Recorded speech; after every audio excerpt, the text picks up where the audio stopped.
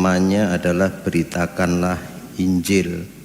Saya merevisi sedikit judul yang ada di dalam kertas acara kita itu, karena judul itu diambil dari ayat yang kedua dari 2 Timotius pasal 4. Dan dalam 2 Timotius pasal 4 ayat 2 itu ada 2 kata kerja yang paling penting, tetapi kata kerja utamanya adalah beritakanlah Injil, atau di dalam bahasa Yunaninya kerukson ton logon.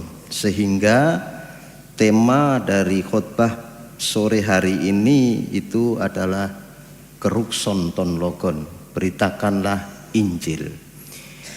Yang berikutnya saya akan membaca 2 Timotius pasal 4 ayat 1 sampai ayat 4. Dalam terjemahan saya, saudara boleh baca Alkitab saudara pakai terjemahan yang TB1, TB2, atau kalau saudara bawa yang terjemahan lain berbahasa Inggris juga boleh.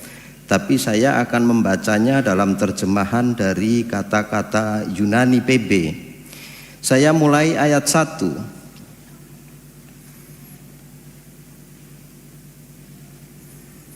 Aku berpesan kepadamu dengan sungguh-sungguh di hadapan Allah dan di hadapan Yesus Kristus yang akan menghakimi orang yang hidup dan yang mati, demi pernyataannya dan demi kerajaannya.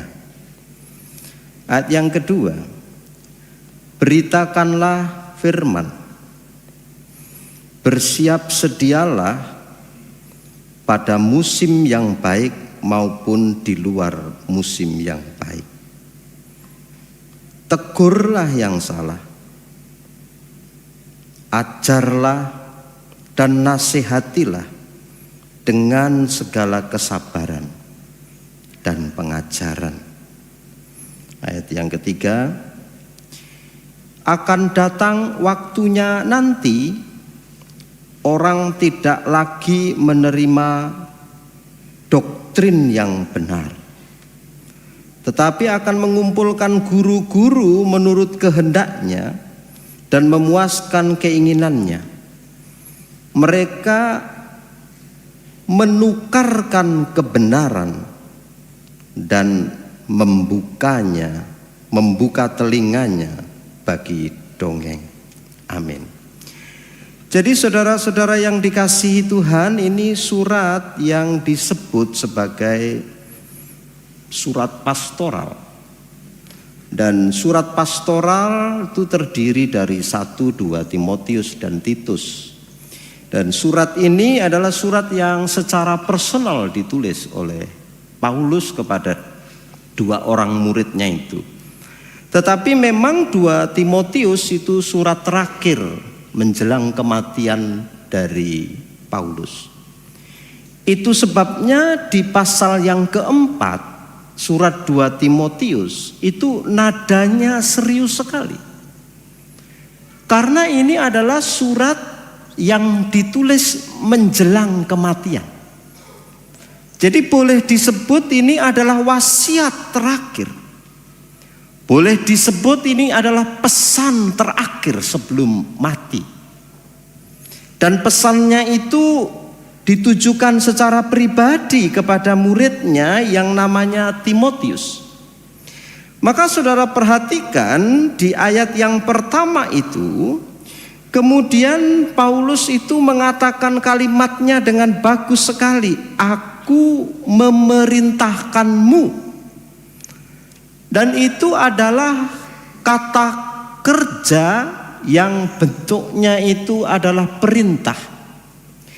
Maka ini adalah penugasan keras, ini adalah penugasan terakhir, ini adalah penugasan terpenting yang mesti didengar oleh Timotius dari Paulus sebagai gurunya sebelum sang guru itu mati. Lalu kemudian saudara lihat, apa sih yang menjadi dasar dari penugasan itu? Lalu yang kedua nanti, apa isi dari penugasan itu? Dan yang ketiga nanti yang akan kita bahas adalah bagaimana bisa berhasil dalam penugasan itu. Mari kita lihat yang pertama dulu, apa yang menjadi dasar dari penugasan itu. Tugasnya apa? Ayat 2, kerukson ton logon, beritakanlah Injil. Mari kita lihat ayat 1 dulu. Pertama adalah kalimat yang berbunyi begini. Aku menugaskan kamu dengan sungguh-sungguh. Lalu dia menambahi dengan adverb. Di hadapan Allah, pertama, kedua, di hadapan Kristus Yesus. Jadi saudara coba pikirkan betapa menariknya kalimatnya Paulus itu. Tugas ini dasarnya bukan keinginanku. Tugas ini dasarnya bukan dari organisasi kita. Tugas ini dasarnya bukan dari visi misi pemimpin kita. Tugas ini adalah visi surgawi untuk dunia. Maka tugas ini dasarnya adalah Allah sendiri. Yang kedua adalah Yesus Kristus putranya yang tunggal. Lalu dia menambahkan kalimatnya demi pernyataannya. Dari kata epipania. Epipania itu adalah penampakan Yesus, tetapi nanti ketika Kristus datang kali yang kedua. Nah, saudara melewati minggu-minggu ada namanya minggu epipania. Minggu apa? Minggu Tuhan menampakkan diri. Nah, kemudian Paulus mengatakan dasar dari tugas ini adalah Tuhan sendiri.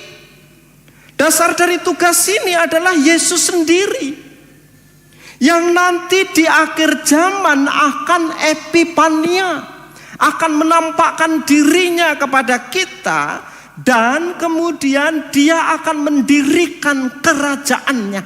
Ya, satu itu komplitnya seperti itu. Paulus mengatakan kepada Timotius, kepada Timotius bahwa Paulus berkata kepada Timotius, Timotius dengar baik-baik. Ini perintah terakhir sebelum aku mangkat meninggalkan dunia ini, sebelum aku pergi ke sorga dijemput oleh Bapa. Ini penugasan yang paling penting, ini penugasan yang paling mendesak, ini paling penting untuk pelayanan kita ke depan. Apa itu? Beritakanlah Injil. Apa dasarnya? Dasarnya adalah nama Tuhan, dasarnya adalah nama Yesus sendiri, dasarnya adalah epifania. Dasarnya adalah penampakan Yesus nanti di hari penghakiman. Dan dasar yang terakhir adalah kerajaannya yang kekal itu. Jadi kalau begitu memberitakan Injil bukan option. Memberitakan Injil itu gaya hidup orang percaya. Yang mesti menjadi lifestyle kita untuk terus memberitakan Injil. Dan nanti saya akan jelaskan apa itu yang dimaksud dengan Injil, karena nanti di ayat 2 itu akan jelas. Jadi kalau begitu saya ulang. Sekarang Paulus dengan tegas memerintahkan bukan hanya kepada Timotius, tetapi kepada semua orang yang membaca surat ini di zaman modern, termasuk gereja, termasuk saudara. Tugasmu apa sekarang? Yang paling penting, paling urgent, paling mendesak, beritakanlah Injil. Dasar tugas itu adalah nama Allah sendiri. Saudara, kalau saudara ingat zaman dulu itu ada kata belece, surat yang menjadi surat untuk kalau kamu itu mau melamar kerja, lalu kemudian ada surat kata belece dari orang yang berpengaruh, tadi anggota dewan, tadi pejabat apa, maka surat ini penting sekali supaya kau diterima di pekerjaan itu. Dengan baca ini, oh ini orangnya si ini, oh orangnya si ini orangnya si ini. Tapi yang ditulis oleh Paulus lebih besar dari itu. Yang menjadi garansi penugasan itu bukan manusia. Yang menjadi garansi penugasan itu adalah Allah sendiri dan Yesus Kristus beserta dengan kerajaannya. Maka saya mengatakan bahwa pemberitaan Injil menjadi sesuatu yang mendesak, penting sekali, dan sekarang banyak gereja tidak lagi memberitakan Injil. Saya selalu memberi kepada yang lain teman-teman nasihat, supaya para pengkhotbah yang berkhotbah adalah pengkhotbah yang mengkhotbahkan Injil. Karena banyak pengkhotbah yang tidak memberitakan Injil. Mereka itu berkhotbah menjadi motivator di depan mimbar. Kalau saudara mau cari motivator, tidak usah ngundang pengkhotbah. Karena pengkhotbah mesti memberitakan Injil. Dan itu yang dikatakan oleh Paulus, bukan saya. Penugasan ini dasarnya adalah nama Tuhan. Maka gereja diutus dalam nama Tuhan. Maka saudara diutus dalam nama Tuhan.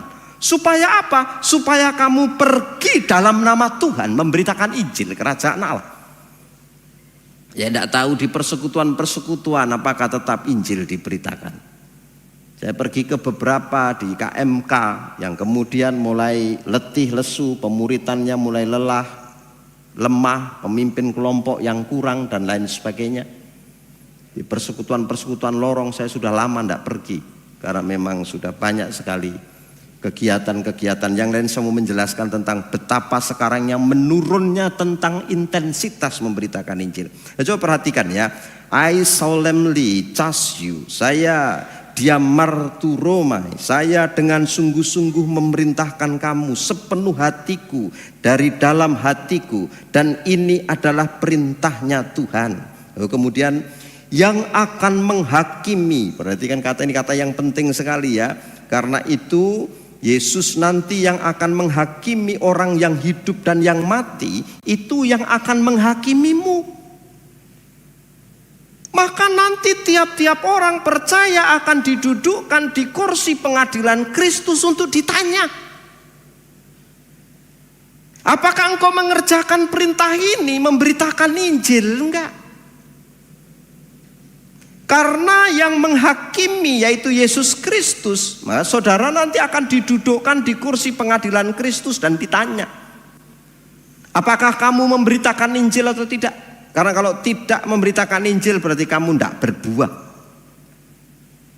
Karena saudara berpikir juga ya, kadangkala pemberitaan Injil ini kemudian dilembutkan. Tidak harus dengan mengatakan Yesus adalah Tuhan, tetapi dengan perbuatan baik. Jadi kalau saudara jadi orang Kristen yang berbuat baik, saudara sudah memberitakan Injil. Saya kasih tahu ya, di luar sana orang tidak kenal Tuhan lebih baik daripada kita. Dan itu bukan pemberitaan Injil, itu kesalehan hidup. Di luar sana orang saleh lebih banyak daripada yang di gereja. Dan itu bukan pemberitaan Injil. Pemberitaan Injil berarti saudara memang mengatakan tentang Injil kerajaan Allah kepada seseorang, lalu menunjukkannya dengan hidup saudara. Dan itu baru komplit. Jangan melembutkan apa yang diperintahkan Alkitab. Beritakanlah Injil. Karena Tuhan bilang, kalau kau tidak beritakan, nanti kamu akan duduk di kursi pengadilan Kristus, bema itu.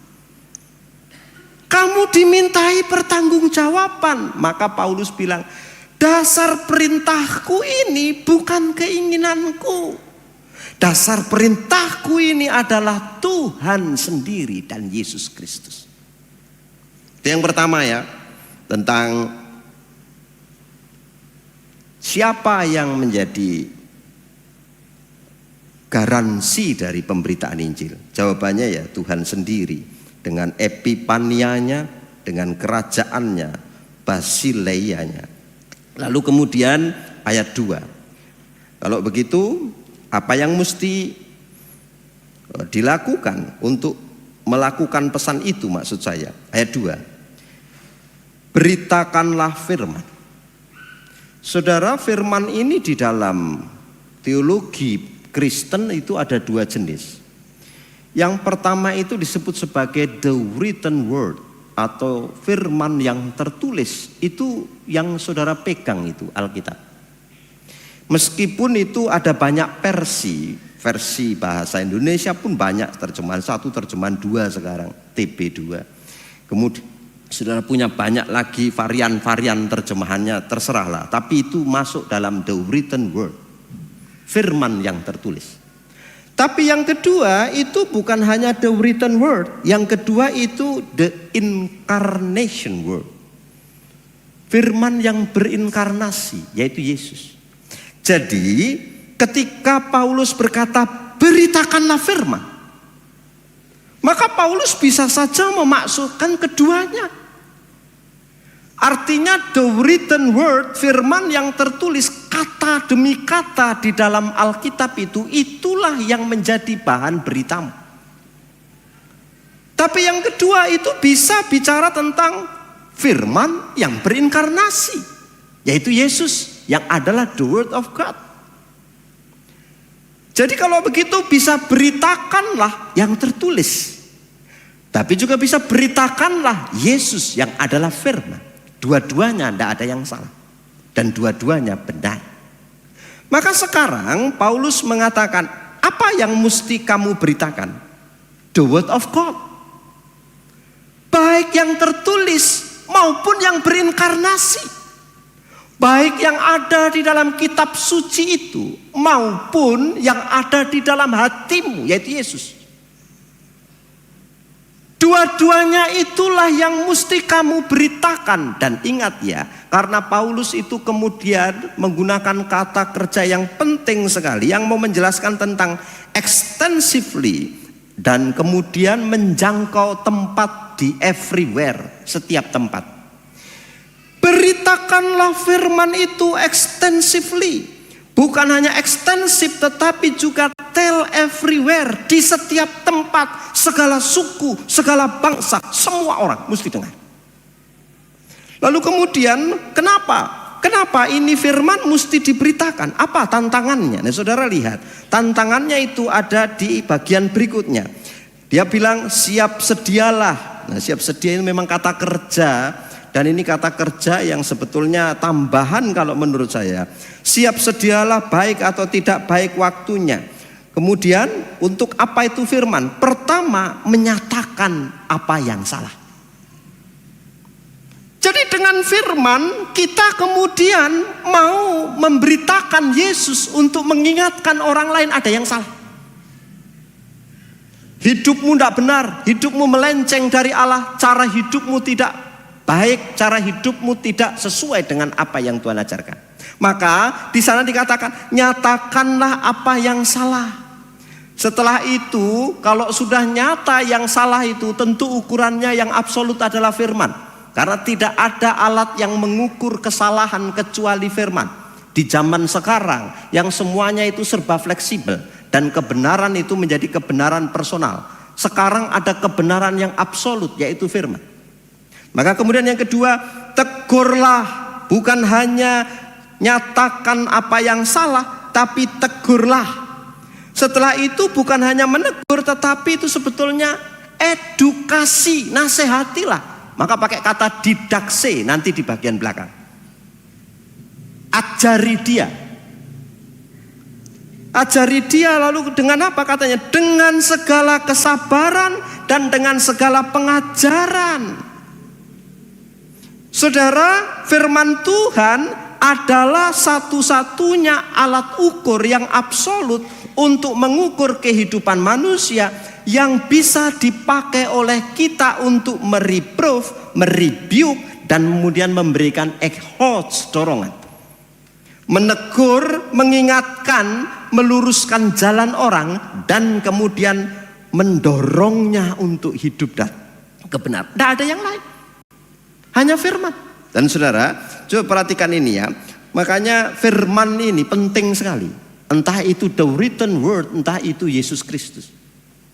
Kalau saudara ingat kisah tentang Adam dan Hawa yang jatuh dalam dosa, maka begitu Adam dan Hawa jatuh dalam dosa, maka anaknya dikasih nama Habel. Saudara tahu apa itu Habel? Dari kata Ibrani Habal. Habal itu apa artinya? Smoke. Apa itu smoke? Seperti uap. Manusia without the word, just a smoke. Adam dan Hawa tanpa firman hanya seperti uap. Penulis ratapan mengatakan seperti ratapan. Pengkhotbah mengatakan kesia-siaan, no purpose and meaningless. Tanpa firman hidup manusia tidak punya tujuan dan tidak punya arti. Itu sebabnya sekarang Paulus mengatakan orang ini mesti dididik. Dididik pakai apa? Pakai firman. Kenapa? Karena firman adalah alat ukur yang absolut, kebenaran yang absolut, yang bisa membuatmu membedakan mana yang salah, mana yang benar, mana yang melenceng, mana yang tidak sesuai dengan Tuhan. Coba lihat tantangannya. Tantangannya itu ada di ayat yang keempat. Alasannya kenapa firman begitu penting. Ayat yang ketiga, karena katanya. Karena itu bicara tentang apa? Ya alasan. Berarti alasannya kenapa kamu butuh firman? Karena apa? Waktunya akan datang. Bahkan sekarang sudah datang. Apa itu yang datang? Yaitu orang tidak dapat lagi menerima sound doctrine. Doktrin yang benar. Saudara sekarang saudara tahu bahwa saudara sekarang mungkin tanpa sadar menghidupi filsafat dunia. Misalkan merit delay. Bukan hanya speech delay sekarang. Tapi merit delay. Tunda kawin. Supaya apa? Kau tunda kawinmu. Supaya kau kumpulkan uang sebanyak-banyaknya. Bisa keliling Eropa. Kau senang-senangkan hidupmu. Tengok dulu Menara Alpen. Menara apa namanya? Pizza. Menara Alpen. Gunung Alpen. Yuk jalan-jalan dulu ke Eropa. Senang dulu. Kau puaskan baru kau kawin. Itu tidak datang dari Tuhan. Itu datang dari keinginan yang mau hidup bebas sebebas-bebasnya. Mendapat kebahagiaan tanpa tanggung jawab. Karena Tuhan merencanakan you married. Kecuali oleh karena panggilan khusus atau karena penyakit. Kalau you punya penyakit sehingga karena penyakitmu you tidak married, oke. Atau karena panggilan khusus, karena kau dipanggil oleh Tuhan untuk melayani Tuhan sepenuh waktumu dan kau kemudian tidak mau menikah, oke. Tapi kalau karena mau jalan-jalan, itu tidak di luar rencana Tuhan. Siapa yang merencanakan merit delay? Angkat tangan. Tidak ada. Untuk apa di delay? Wong nggak ada yang datang loh bang. Di delay pun percuma, datang satu pun tak pernah. Sepi terus kos-kosanku, ya orang kau di kos-kosan aja, makanya kau keluar main sikit kau, kurang jauh mainmu. Nah, supaya banyak yang datang. Ada lagi budaya yang kedua, misalnya free child, tidak mau punya anak, mau kawin tapi tidak mau punya anak. Dari mana datangnya filsafat free child ini? Ini New Age movement. Saya mau kawin tapi saya tidak mau direpoti punya anak. Saya mau menikah tapi saya tidak mau punya anak kecil. Kenapa? Karena kalau punya anak kecil mimpiku untuk ini, mimpiku untuk itu tidak tercapai. Dan saya kasih tahu saudara, kamu butuh the word of God. Firman Tuhan tidak mengajarkan demikian. Merencanakan kelahiran boleh. Tapi menolak kelahiran tidak boleh. You punya anak, lalu kemudian ya tunda dululah 2 tahun lagi punya anak, it's okay. Tapi kalau sengaja kau tunda lalu mengejar cita-cita, kau salah. Karena dasarmu menikah itu adalah pemberkatan Tuhan yang sudah menyatukanmu. Dan kalau kau diberkati, kau siap terima berkatnya. Punya anak atau tidak punya anak, itu paketnya. Tapi kalau kau sengaja tidak mau, kau tidak mengenal Tuhan yang kamu sembah. Gara-gara kamu ingin melanjutkan cita-citamu, pingin kuliah lagi, ngapain kau kawin? Kuliah aja kau dulu. Setelah itu baru kau kawin. Kalau kau nggak berani ambil tanggung jawab, jangan kau kawin. Anak itu berkat, bukan beban. Free child itu menganggap anak itu beban. Free child itu menganggap kebebasanku itu akan membahagiakanku. Enggak, kamu salah. Nah, sekarang di kota-kota besar itu jarang sekali angka kelahiran turun sekali, rendah sekali. Di Jakarta itu di beberapa daerah sudah diukur banyak sekali sekolah TK dan SD yang tutup. Karena tidak ada yang mau punya anak. Suatu hari di kota Medan ini pun akan banyak sekolah SD dan TK yang tutup. Karena kau kawin tidak mau punya anak. Kenapakah Tuhan merencanakan itu? Tidak. Tuhan mengatakan beranak cuculah dan penuhilah bumi. Maka kau diberkati. Baca lagi Kejadian 1 sampai Kejadian 2. Bila perlu di luar kepala supaya hafal betul. Karena itu rencana semulanya Tuhan. Tapi sekarang it is not supposed to be. Enggak seperti yang dimaksud Tuhan semula. Yang dimaksud Tuhan semula Kejadian 1 sampai Kejadian 2. Sekarang not supposed to be. Enggak lagi seperti yang dimaui Tuhan. Jadi coba perhatikan. Jadi sekarang Paulus mengatakan beritakanlah Injil. Ajarkanlah firman. Supaya apa? Supaya orang itu ketika datang masanya nanti menolak sound doctrine. Lalu kemudian katanya mereka nanti akan menukarkan doktrin yang benar itu. Ditukar dengan apa? Cerita, dongeng, omong kosong. Free child, omong kosong. Merit delay, omong kosong. Dan banyak sekarang pemuda Kristen yang percaya sama omong kosong. Mereka tidak belajar firman, mereka tidak mencintai firman, mereka tidak sungguh-sungguh dengan firman. Dan kemudian Tuhan mengingatkan kita melalui Paulus, melalui Timotius. You ajari mereka, you beritakan sama mereka, tell everywhere, extensively, kasih tahu makin luas, dengan sungguh-sungguh makin banyak orang supaya dengar. Bahwa banyak sekali sekarang orang-orang Kristen yang menukar Injil yang mahal itu dengan sampah, dengan omong kosong, dengan mitos. Dalam terjemahan Yunani itu mitos, terjemahan LAI itu dongeng. Dengan mitos, mitologi, hal-hal yang belum teruji kebenaran. Ya, saya bisa sebutkan banyak lagi contoh untuk menjelaskan hal ini. Tapi sudah kalian dengar pesan. Hanya Injil. Jadi apa yang perlu diberitakan Injil? Kenapa? Without the word of God, we are meaningless. No purpose. Kita tidak punya arti hidup dan tidak punya tujuan. Kalau kamu tidak kenal firman, maka kamu mesti kenal firman. Kamu mesti tahu firman. Mesti cinta firman. Siapa di antara saudara yang membaca Alkitab satu hari, satu pasal, angkat tangan. Satu pasal. 1, 2, 3, 4, mulai banyak. Ya oleh yang lainnya. Mungkin lebih banyak dari satu pasal. Saya naikkan. 2 sampai 5 pasal, angkat tangan. Wis, ada 1, 2. Saya naikkan lagi. Ini masih banyak belum angkat tangan. Mungkin lebih banyak dari 5 pasal. 6 sampai 10 pasal. Angkat tangan. Oh, enggak ada. Sekarang ayat saja supaya enggak panjang.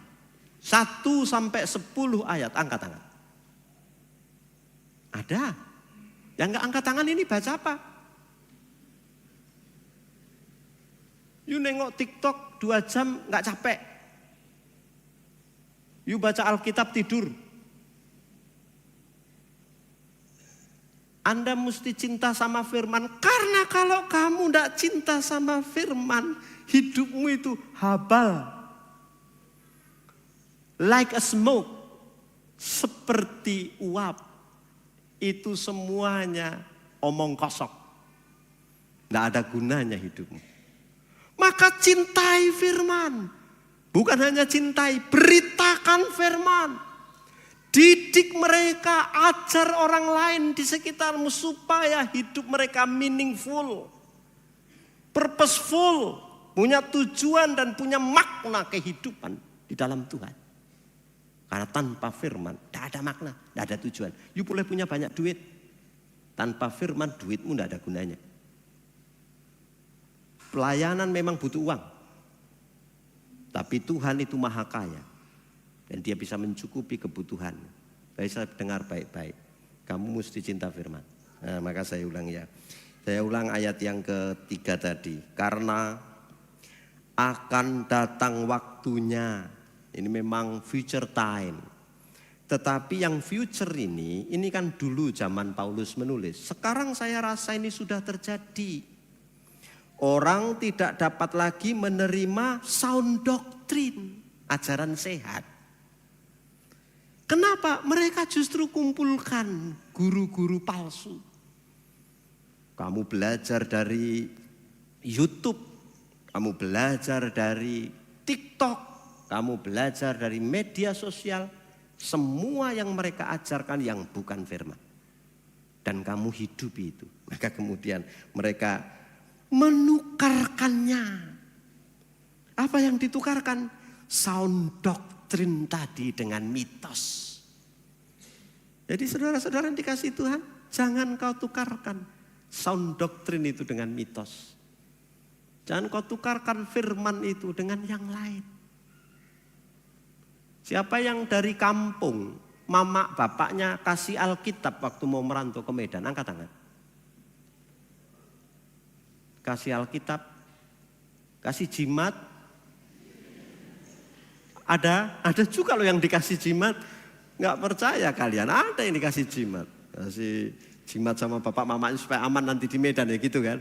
Karena saya berkali-kali itu melayani adik-adik mahasiswa yang kerasukan setan gara-gara jimatnya itu dari kampung. Nah, kalian yang punya jimat-jimat dari kampung, kau ganti jimatmu pakai firman, pakai Alkitab. Tapi Alkitab itu ya itu bukan pengusir setan. Lalu kau pakai itu bantalmu tidur di sebelah kepalamu. Jadi kadangkala anak kos-kosan karena takut setan ditaruh di samping bantalnya itu Alkitab supaya setannya pergi, tidak dekat sama dia. Itu kan enggak begitu maksudnya. Oh, aku kan dekat firman terus. Maksudmu apa? Ya karena Alkitab setiap malam ada di samping kepalaku. Ngapain? Karena takut hantu. Kau taruh di samping kepalamu. Memang setan itu pengusir hantu. Maaf, Tuhan itu pengusir hantu, Pak. Bukan ya. Jadi firman itu ya the written word yang tertulis itu. Tapi the incarnational word yang berinkarnasi Yesus itu dalam hatimu itu mestinya. Lalu kemudian bagaimana caranya supaya you sukses memberitakan firman? Ayat yang terakhir. Tenang saja, saya tidak akan lama-lama dan menyiksa saudara. Saya akan mempermudah hidup saudara sih, saudara. Saya akan menjadi the savior untuk saudara ya, juru selamat ya, supaya saudara itu selamat dari kebosanan. Yang berikutnya adalah tetapi. Perhatikan ayat ini, ayat 4, ayat yang ke-5 ini. Tetapi. Ada negation di situ. Maka pakai kata tetapi. Ada sesuatu yang berbeda di situ. Yang pertama, syarat untuk kamu berhasil memberitakan firman itu adalah ayat yang ke-5 bagian B. Kuasailah dirimu dalam segala hal. Saudara perhatikan kata kuasailah dirimu itu dalam bentuk verb present.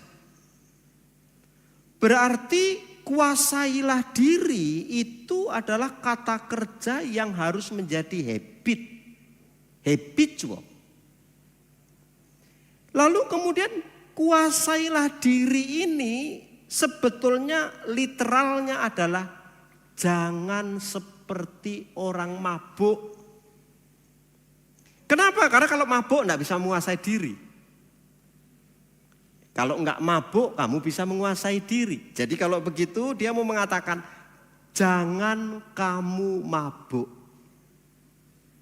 Mabuk apa? Mabuk oleh dunia ini. Mabuk apa? Mabuk oleh sistem yang ada sekarang ini. Maka Timotius dikasih tahu supaya kau berhasil, jangan kamu sampai mabuk kecuali mabuk oleh Injil Kristus. Kamu boleh melihat apapun di luar sana. Kamu boleh mengerti apapun di luar sana. Tapi ingat ya, kamu mesti menguasai diri. Dan ingat ini habit ya. Ini setiap saat ya. Setiap saat kamu mesti sadar. Jangan sampai seperti orang mabuk. Kenapa? Orang mabuk tidak bisa berpikir, orang mabuk tidak bisa mengontrol emosinya, orang mabuk tidak ngerti apa yang mau dilakukan. Sehingga Paulus berkata, kalau kamu berhasil, kamu mesti aware. Mesti punya kesadaran, menguasai diri. Supaya apa? Hidupmu tertib. Jangan kayak orang mabuk. Jatuh cinta boleh, mabuk cinta jangan. Maka disebut jatuh. Kenapa? Karena orang yang bercinta itu memang jatuh. Ngerti kalian jatuh? Jatuh itu seperti apa? Seperti mangga itu jatuh. Maka ada istilah fall in love. Saya kemarin sama adik-adik nama Poso dan menjelaskan sedikit kata ini. Jatuh cinta. Orang yang sedang pacaran itu kepalanya nggak ada isinya kecuali dopamin. Maka reasonmu itu nggak kau pakai. Maka orang yang pacaran nggak pernah punya pikiran sehat. Mabuk. Kenapa mabuk? Karena dopamin, hormon kesenangan dan kebahagiaan menguasai seluruh isi kepalamu, prefrontal korteksmu. Sehingga apa? Kamu nggak sadar. Kalau kamu sudah nggak sadar, bagaimana kamu jadi saksi Kristus? Oh, kamu mabuk, kamu pacaran dari pagi sampai malam, gak pernah pulang. Wong kamu mabuk dengan dunia ini, kamu nyogok, kamu nyuap, kamu mabuk. Maka kemudian Paulus mengatakan, kalau you mau sukses membawa berita Injil, hendaklah kamu menguasai diri, jangan seperti orang mabuk. Hanya satu mabuk yang diizinkan, yaitu mabuk oleh karena cintamu kepada Tuhan. Cintamu kepada Injil Kristus. Tergila-gilalah kau kepada Yesus. Dan tergila-gila kau sama Borusi Manjunta itu. Udah gak cantik kali. Mengkek pula. Sorry ya yang Borusi Manjunta, eceknya ini, eceknya. Kalian tahu kan eceknya, nanti kalian laporkan pula aku. Jadi ini eceknya saja, eceknya itu ya ecek-ecek. Jadi jangan kau mabuk kali sama dia, ingat itu belum istrimu, itu hanya pacar. Ya, kau pun perempuan kau jangan mabuk kali sama laki-laki itu, jangan dibodohi kau. Jadi pria itu memang dia baik sekali sebelum mendapatkanmu. Dulu saya juga begitu. Ini kan istri saya ada di sini, istri saya ada di sini. Dulu saya juga begitu. Jadi waktu saya pacaran itu, saya di Palembang, pacar saya di Medan. Dan saya kirim itu surprise melalui temannya. Saya kirim coklat dari Palembang. Saya bilang sama kawannya, taruh di lemari bajunya. Supaya waktu dia mau ganti, dibuka bajunya ada coklat dari Palembang. Kejutan, tapi itu cuma waktu pacaran. Setelah pacaran, no coklat anymore. Tidak ada lagi coklat. Kenapa? Wong sudah dapat, ngapain pakai coklat-coklatan? Dulu kan masih memancingnya itu pakai coklat, kan? Makanya kok jangan percaya kali sama laki-laki. Itu sama itu antara aku sama mereka ini. Samanya kami itu. Walaupun aku pengkhotbah di mana-mana berkhotbah, sama sifat kami mirip, jugul semuanya kami ini, ya kan? Ya kecuali ada yang lebih baik dari saya, ya. Gitu. Jadi surprise itu cuma sekali seumur hidup. Habis itu betul-betul surprise, kaget betul dia sama saya. Kok begini suami saya? Nggak seperti dulu waktu pacaran, surprise lagi kan? Nah itu yang surprise betulan. Sampai sekarang dia tetap kaget, terkaget-kaget punya suami seperti saya. Jadi itu sebabnya kau jangan percaya kali sama laki-laki. Jangan mau dibodoh-bodohi kau, percayalah sama saya. Sebab saya sudah pengalaman. Saya sudah 2 kali punya pacar baru menikah sama istri saya. Makanya ini saya ceritakan, kalian tahu begitu ya. Jadi itu yang pertama. Yang kedua, ini terakhir, ini serius ini. Ayat yang terakhir. Apalagi syaratnya sukses, selain kuasailah dirimu. Di dalam terjemahan kita, terjemahan baru, sabarlah menderita. Itu sebetulnya dari kata kakopateo. Kakopateo itu kalau diterjemahkan endurance. Endurance itu apa? Endurance itu saudara, kalau saudara itu mau melihat seperti handphone saudara, atau saudara punya laptop, maka ada namanya endurance test. Endurance test itu tes untuk mengetes daya tahan baterai. Ya. Baterai HP-mu itu sebelum di launching itu sudah dites dulu endurance-nya. Dimasukkan dalam suasana ekstrim, lalu kemudian dikosongkan, diisi lagi, dikosongkan, diisi lagi dalam suasana yang ekstrim. Berulang-ulang. Sampai akhirnya tercapailah berapa siklusnya. Baru kedapatan bahwa baterainya sudah endurance, tahan. Endurance itu seperti itu. Maka ini yang dikatakan sama Paulus, you mesti endurance. Endurance itu juga kalau saudara pernah main bola bekel. Main bola bekel tahu? Bola yang kecil itu loh, yang dari karet. Nah, kalau saudara bola itu saudara lemparkan sekuat tenaga, maka dia makin tinggi mantulnya. Jadi endurance itu daya apa? Daya pantul. Dia akan menggunakan kekuatan kita, menyerap energi kita untuk membawanya melenting ke atas. Endurance. Artinya apa? Paulus ngomong sama Timotius, tidak mudah membawa berita Injil. Kamu akan dihantam kanan kiri. Kamu akan tidak disukai orang. Kamu akan didebat banyak orang. Kamu akan didatangi orang, dikomplain, diprotes dan lain sebagainya. Tapi sabarlah menderita, endurance. Ini kata kerja tapi pasif. Kalau yang tadi, yang pertama itu kata kerja tapi aktif. Yang pertama itu yang tadi yang saya bilang sebagai kuasailah diri, itu aktif. Tapi yang sekarang pasif. Kamu diserang, kamu dimarahi orang, kamu dikomplain orang, kamu tidak disukai orang, itu pasif. Tetapi semua yang datang kepadamu itu mesti kau serap energinya supaya kamu melenting ke atas makin tinggi memberitakan Injil.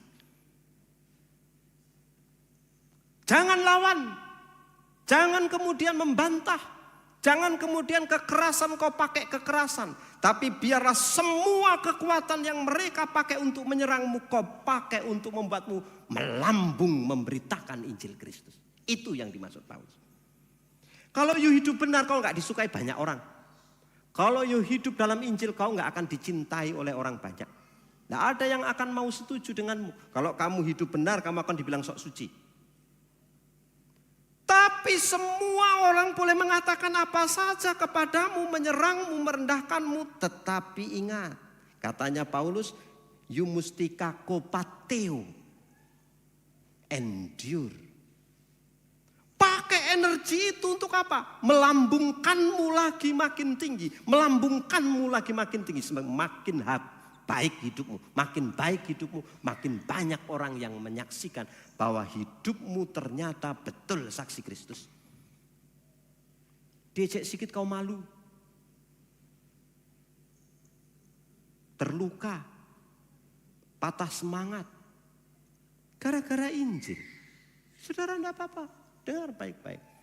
Kalau gara-gara Injil, you mesti endure, kakopateo. Biarlah mereka mengatakan apa saja. Tapi kalau you endure, you akan tiba kepada satu fase kehidupan yang lebih tinggi dari sekarang. Jadi saya rangkum khotbah saya. Yang pertama, kerukson ton logon, beritakanlah Injil. Apa dasarnya? Dasarnya adalah Allah yang memerintahkan dan Yesus Kristus yang akan menghakimi orang yang hidup dan yang mati. Lalu apa isi beritanya? The word of God. The written word atau the incarnational word. Yesus sendiri yang kau beritakan. Atau firman yang tertulis di kitab sucimu itu. Itu yang kau beritakan. Tegur dosa. Ingatkan kawan-kawan. Pakai firman. Jangan pakai pengalaman. Dan yang terakhir, you akan berhasil. Jika apa? Jika kamu itu kakopatio, endure. Ya. Yang kedua bukan hanya kakopatio, tapi sober, menguasai dirimu. Tuhan memberkati. Mari kita berdoa.